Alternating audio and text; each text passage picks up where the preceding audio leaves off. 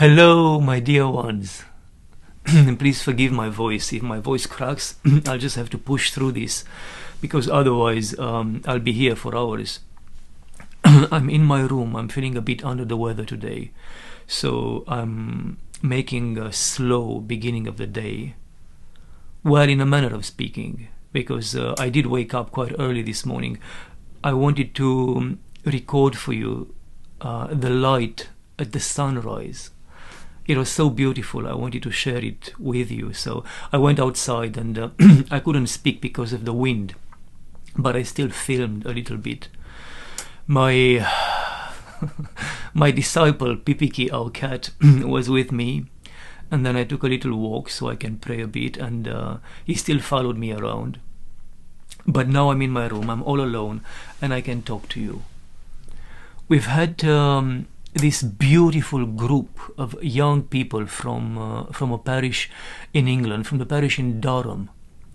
They came and helped both us here on Iona and the mothers on the Isle of Mull to do quite a lot of work, of our spring work. And of course, apart from benefiting from the physical help, they've helped me quite a lot in understanding better their worries and their lives and the reality of what they have to deal with. Their questions, their confessions, the conversations we've had benefit me probably more than they benefit them. And I'm always very grateful for such meetings. I'm always very grateful for our pilgrims, which is why I'm so looking forward to our summer pilgrimages. One of the things that came back again and again in these conversations was the lack of time, or sometimes phrased as the lack of energy to pray. So one goes about one's day, you go to school or you go to work, and then you have to deal with your co-workers, and then you have to deal with traffic and shopping and going home and spending time with your family. And by the end of the day, everybody is exhausted, everybody is just lacking any sort of energy and time. And that's when we want to pray and we discover we can't do it anymore. And they were asking for advice concerning that, and really what surprised me was how different my perspective on all of this was from theirs. It wasn't so much that there is a solution, because I really don't think there is a solution. If you go to work and you have to deal with all the problems that come with work and co-workers, and then if you have to do all the administration that your family requires you to do, and then the actual time you spend with your friends and your family, yes, I mean, physically there are only that many hours and minutes in a day. You cannot enlarge the day to squeeze in more time for prayer. And equally, there's only that much energy one can give. If you've spent it all already, of course at the end of the day you'll just collapse either into sleep or some sort of modern self-numbing, making yourself immune and numb to everything, like, I don't know, spending countless hours on the internet or gaming or all sorts of things people do nowadays. But apart from, or not apart, rather than a solution to this problem, because I don't believe there is a solution, I think it's just a matter of how you approach life itself. Because in my mind, my work is never separated from my prayer. The work I do for the monastery is never not prayer. And when I interact with people, when you come here, for example, during our pilgrimages, and you spend time with us, the time I spend with you is not time away from prayer. It is not time away from God. It is us focused on God, and I am as engaged in prayer as I am at any other given time.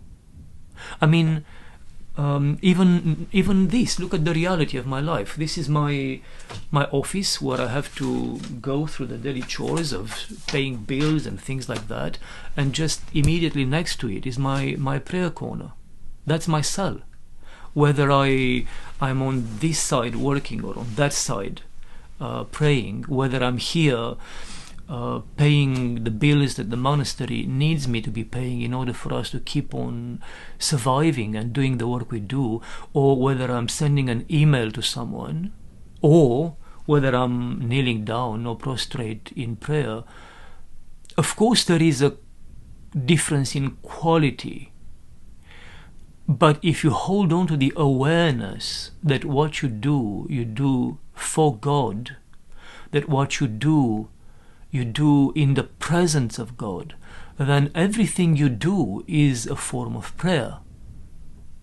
For example, if you go to work and you remind yourself that perhaps you are the only person in your office who has received Holy Communion, you are the only person in that group of people who within yourself you carry the body and the blood of Christ. You carry God Himself in you.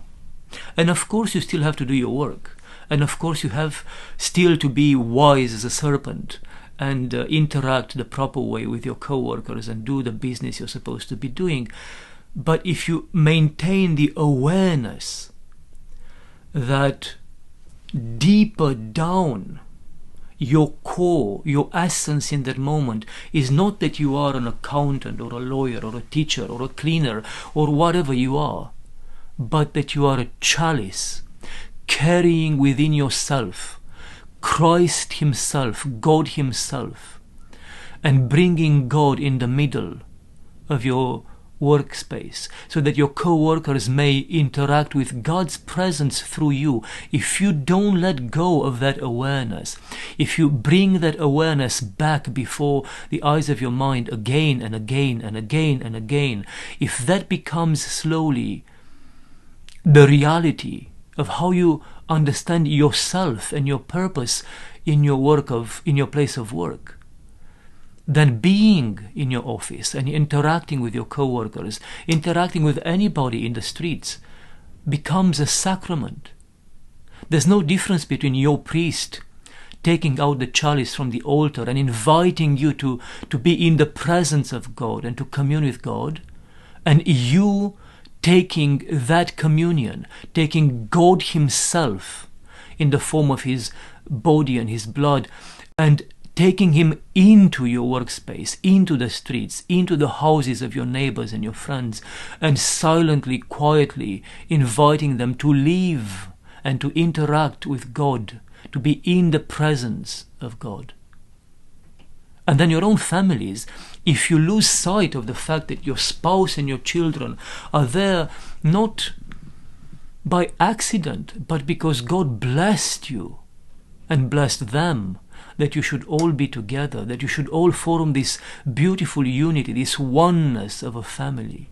If you lose sight that they are there to help you on your path to your salvation, and you are there to help them on their path to salvation, then pretty soon, sooner rather than later, the relationship will sour and it will lose its depth, and slowly it can go completely wrong.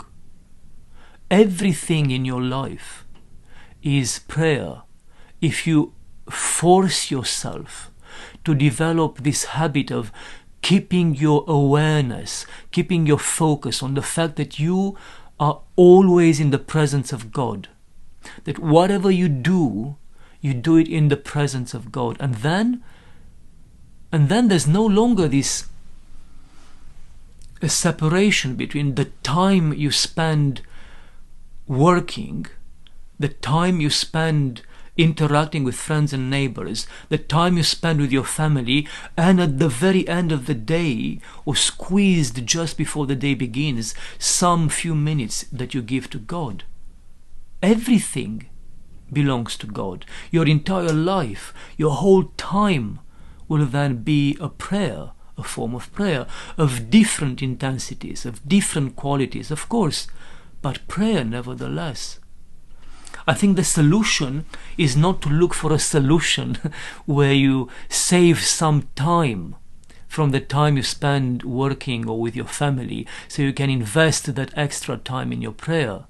The solution really is to rediscover that any time you have in this life is a gift from God, is a gift from your Creator, and that every human being with whom you interact in any capacity is created by the same Creator, out of the same nothingness you are created, and with the same love and for the same purpose, salvation. Salvation. So that we can be all one with God in eternity. There is that parable in the Gospel that I've referenced before, when the king invites people to enter the room of the wedding, of the banquet, and they have all sorts of reasons for saying they can't make it. Oh, I'm working, or I've bought some oxen, I've bought some land, I have a wife, I am married now and I have to invest time in that, so we can't come. None of these reasons are wrong reasons. None of them are sinful reasons. None of them says, I can't come because I want to be lazy today, I want to be in my bed, or I want to go and rob someone or kill someone, or I found a prostitute and I want to spend my time with her. All of them give good, blessed reasons. Working, families, interacting with others. And yet, because they create this separation between one side of their lives and the lives they spend with God, God ends up telling all of them, none of you will enter my kingdom. We cannot add hours to our days to make them longer so we can invest more time in our relationship with God. We cannot summon more energy so that we can, at the end of an exhausting long day, have the energy to keep on praying and keep a night vigil and do everything that our souls crave to do. But what we can do is hear Christ in his teaching and hear the apostle who tells us to pray all the time. And this is the same apostle who worked for a living, the same apostle who had to travel constantly, the same apostle who had to run and escape and flee for his life, the same apostle who had to set up the first Christian communities and ordain the first bishops and priests and teach everyone in these new communities before he would move forward to form new communities, and so on and so forth. And he said, pray all the time. Where did he find the hours? Because the days were just as long back then as they are now. Where did he find the energy? Because he had the same body that we have. The solution is to stop separating between time you give to the world and time you give to God, and to end up seeing the eternal value in everything you do and in everyone with whom you interact. And once you do that, everything becomes prayer. That's it for today. I'm on my way to meet this beautiful group of young people from Durham. They are coming to Iona today. Everyone from MULL comes over here, and the group will be reunited, and God willing we'll all go to St. Columba's Bay on a small hike, so I can tell them about St. Columba and his life, and we can be rejoicing together in the beauty of this island. And all of that time, deeper down than my words, deeper down than the steps I'm going to take with them, all of that time is a time of prayer. Be blessed, my beloved ones, to the core of your being. Amen. Amen. Amen.